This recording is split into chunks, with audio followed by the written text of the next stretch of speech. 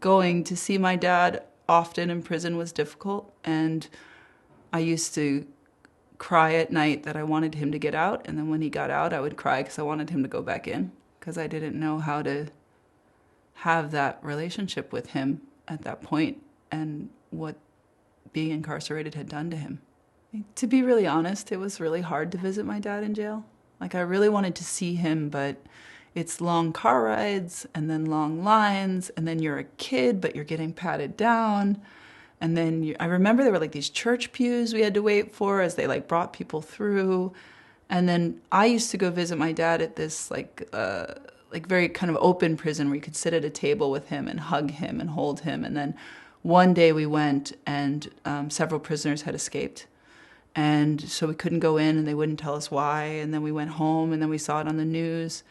And then after that, it became a maximum security prison. And then I couldn't touch my father anymore. So that was hard. Because you go back, but then there's the glass and the telephone and and he was there quite a long time that time. So, you just sort of have that absence of touch that you had once. I really did not enjoy it. And I think from my father's perspective, he had a perspective that we didn't come enough, which meant we weren't showing enough love to him. And my mother's perspective was that it was traumatizing for us. And so she didn't want us there all the time. And I think my mom was right. And I think my father was probably right too, in terms of the kind of support he needed to get through a day.